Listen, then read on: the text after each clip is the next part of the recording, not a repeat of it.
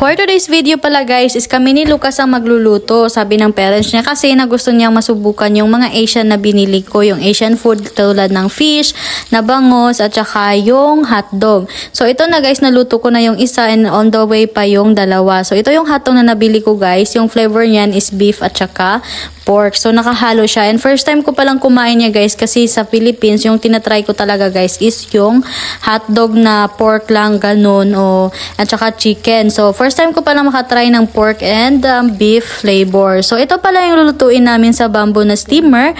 Kasama ko yung mama niya guys kasi first time pala namin makatry ng ganitong luto guys. Ito ay Korean style. Hindi ko alam Korean dumpling yung tawag nila guys. So first time namin actually ito guys is binili namin last year. So ngayon lang namin siya maluluto kasi nga hindi namin alam paano gamitin tong bamboo na steamer na to. So ayan, ilagay mo lang pala dyan tsaka mainit na tubig sa baba or boiling water and then i-steam lang natin siya for how many minutes. So ayan, konti lang pala yung nilagay namin guys kasi nga first time namin kumain ito at hindi namin alam kung magugustuhan namin ang lasa nito guys. So anyway, na-prepare na pala namin, na luto na pala yung bread so kailangan natin siyang i-slice. Actually binili namin itong bread at saka kailangan mo lang siyang ilagay sa oven for a few minutes para ma-slice mo siya guys at para hindi siya magiging hard. Anong tawag ba nun? Hindi ko na alam anong Tagalog sa hard. Basta kayo na bahala dyan. Anyway, hapit na pala maluto. O diba? Ayan, ganyan ka ano guys. Hindi ko alam kung ano to. Kung tama ba ginawa namin kasi most of the time parang masarap siya pag piniprito. So anyway, natapos ko na palang i-slice yung bread natin. And here we are. We gonna eat na guys. Ayan. Itong first ko palang kinain guys, itong niluto namin kanina sa bamboo steamer. So medyo nalibago ako sa lasa niya, pero magkapareha sila sa siomai. So ang lasa niya guys is parang siomai talaga. Yung flavor na siomai is yung vegetables na siomai. So magkatulad sila ng lasa nito. Anyway, yung partner pala namin dito guys is itong bread and then yung hotdog ko guys. Mas masarap siya guys kung yung sausawan namin dito is medyo maanghang, kaso lang hindi sila mahilig sa maanghang. So anyway, magta-try na tayo ng hotdog, beef and pork. Kanina ko pala yan kinain na. Anyway, patay muna natin kay Lucas itong smoked fish. Bangus to guys. So, first time yung kumain ito kasi walang milk fish dito sa Germany. Hindi ko alam kung may nagbebenta ito guys kasi nabili ko to siya sa Pinoy store. In-order ko lang siya sa online.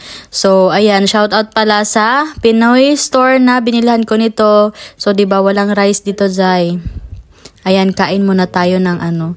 Naghati pala kami ni Lucas dito kasi nga yung fish na in-order namin is tatlong piraso lang siya and then 4 kami. So, kami ni Lucas ang mag-adjust and hati kami sa isang bangus kasi alam ko naman na hindi niya magugustuhan talaga yung lasa niyan. I mean, magustuhan niya pero hindi masyado kasi nga guys, smoked fish siya. Siguro mas okay kung hindi hindi smoked fish yung na-order namin. Meron naman dun guys, kaso lang na out of stock kami. So, hindi namin na-order and ito lang yung meron. So, ito na lang yung tinry kong in-order. So, ayan yung hotdog. Nagustuhan naman niya guys. Lecker. Ist das Brot mit Butter? Das. Ist lecker. Lecker. Komm. Das ist das Brot? Brot. Ja. Oh ja. Gut. Das ist deine. Nein, das ist nicht das Brot, was Sie selber backen wollen. Was ist das? Das ist Hotdog. Oh, der Fisch. Ja, ich habe Fisch. Das ist deine und Mama. Wie kann man den essen? Viele Gräten oder Ja. was? Ja, das sind diese Gyoza. Brot mit Butter. Da. Ja. Danke.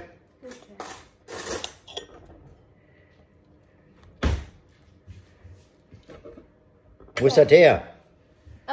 Schwein und Kuh. Schwein und Kuh. Ja. Da bin ich immer gespannt.